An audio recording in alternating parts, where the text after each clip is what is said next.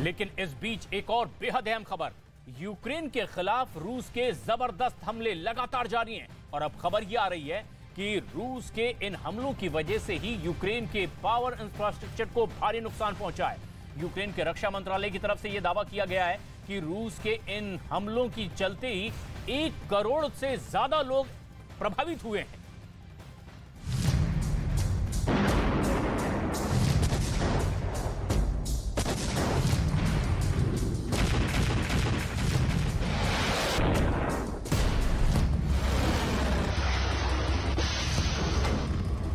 Ukraine पर तेज हुए रूस के हमले, ताबड़तोड़ अटैक से तबाह कई पावर स्टेशन।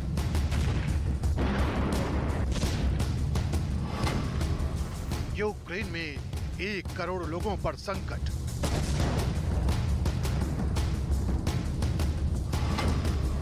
पुतिन का ऑपरेशन ब्लैकआउट।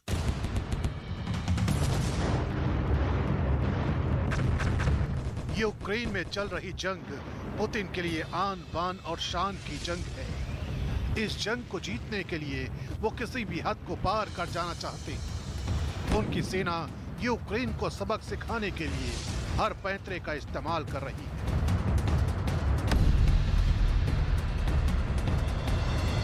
लेकिन सबसे कामयाब पैंतरा इन तस्वीरों को माना जा रहा है।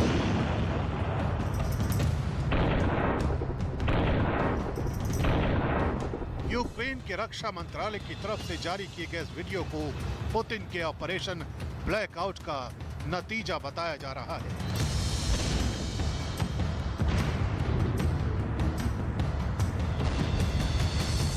यूक्रेन के कई शहरों का हाल इस वक्त ऐसा ही है। लाखों घर इस वक्त अंधेरे में डूबे हैं।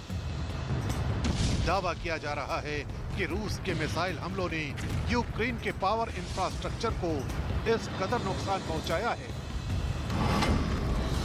कि यूक्रेन के 1 करोड़ नागरिकों की जिंदगी बिजली की किल्लत का सामना कर रही है। खुद यूक्रेन के राष्ट्रपति व्लादिमीर ज़ेलेंस्की ने पुतिन के ऑपरेशन ब्लैकआउट का जिक्र किया है। मौजूदा वक्त में यूक्रेन के 1 करोड़ से ज्यादा लोग बिजली की किल्लत से जूझ रहे हैं।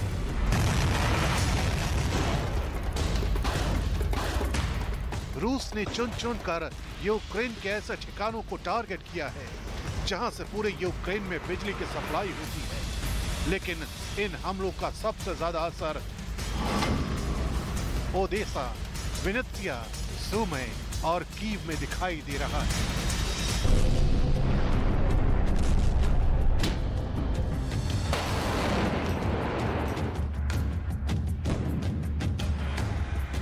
दावा तो यह भी किया जा रहा है कि रूस के सैनिक यूक्रेन के जिन जिन इलाकों में मौजूद हैं, वहां से पावर सप्लाई को कट किया जा रहा है ताकि यूक्रेन के मनोबल को तोड़ा जा सके। क्योंकि रूस अब न सिर्फ पावर स्टेशन को टारगेट कर रहा है, बल्कि यूक्रेन के गैस प्लांट भी रूस की सेना के निशाने पर हैं। ये तमाम हालात यूक्रेन के लिए इसलिए बड़ी चुनौती बन रहे हैं क्योंकि यूक्रेन में सर्दियों की पहली बर्फबारी भी शुरू हो चुकी है। मार्च के महीने तक यहाँ हाड़ कपाने वाली ठंड पड़ेगी और इस सर्दी से निपटने के लिए यूक्रेन को बिजली के साथ गैस भी चाहिए। लेकिन पुतिन की सेना ने जब से ऑपरेशन ब्लैकआउट की शुरुआत की है, तब से बड़े पैमाने पर पावर प्लांट तबाह हो चुके हैं।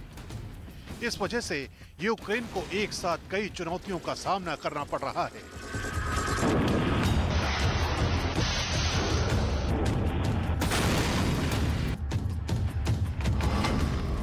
और अगर ये हालात जल्द नहीं सुधरे तो यूक्रेन के करोड़ों लोगों के लिए भीषण सर्दी से निपटना मुश्किल हो जाएगा। यूक्रेन के शहरों की बड़ी आबादी भुखमरी का शिकार हो जाएगी। इतना ही नहीं, पानी के एक एक कतरे के लिए लोगों को जूझना पड़ेगा।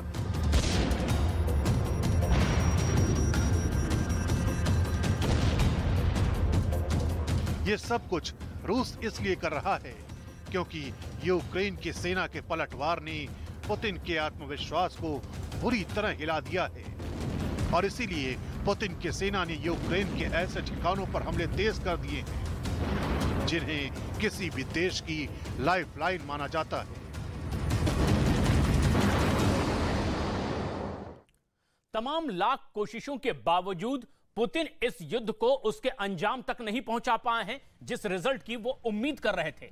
हम आपको अब समझाते हैं कि आखिर बगैर बिजली के यूक्रेन के सामने चुनौतियां कौन कौन सी खड़ी हो जाएंगी, जिसकी कोशिश लगातार पुतिन करते चले आ रहे हैं। हम अपने दर्शकों को समझाते हैं कि इस युद्ध में अब जो नई स्ट्रेटजी पुतिन की है वो ये है कि अंधकार में पूरे यूक्रेन को डुबो दिया जाए। और इस समय जिस तरह का ब्लैकआउट है, 1 करोड़ से ज्यादा लोग इससे सीधे सीधे प्रभावित हो रहे हैं। लेकिन ये चुनौती तब और बढ़ जाती है जब आने वाले दिनों में सर्दी और ज्यादा भयंकर होगी।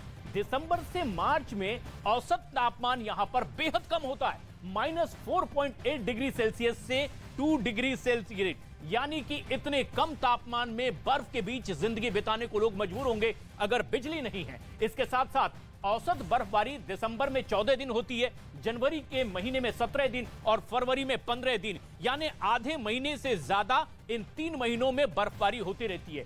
और बर्फबारी भी थोड़ी नहीं, तकरीबन 1.5 मीटर बर्फबारी होती है। ऐसे में अगर अंदाजा लगाइए कि चारों तरफ बर्फ ही बर्फ हो तो जिंदगी किस तरह से दुश्वार हो जाएगी। और यही कोशिश है पुतिन की कि इस पूरे अंधकार में पूरा यूक्रेन डूब जाए।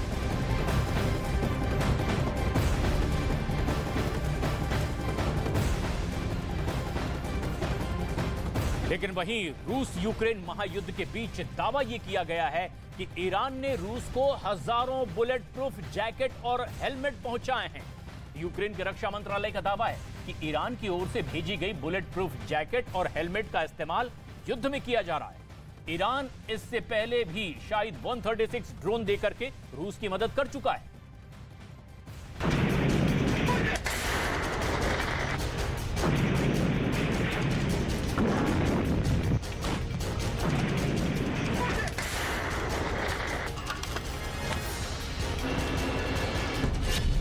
रूस को ईरान से मिला कवच,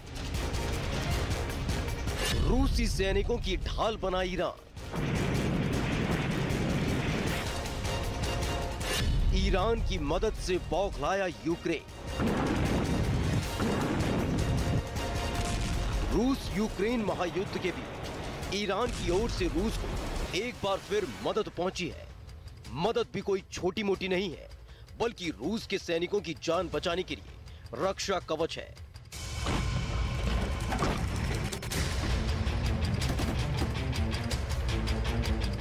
महायुद्ध के बीच यूक्रेन का दावा है कि रूस ने अपने सैनिकों को ईरान में बनी बुलेट प्रूफ जैकेट और हेलमेट की सप्लाई शुरू कर दी है। और इस तरह ईरान एक बार फिर रूसी सैनिकों के लिए कवच बनकर खड़ा हो गया है।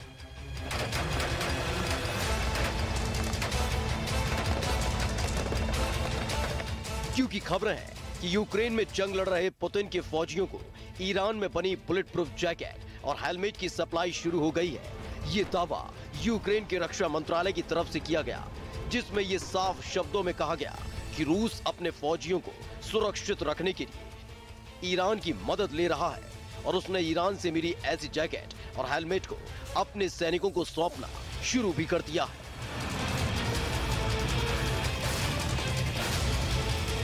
जिससे यूक्रेन की सेना के हमले से उनका बाल भी बांका ना हो सके।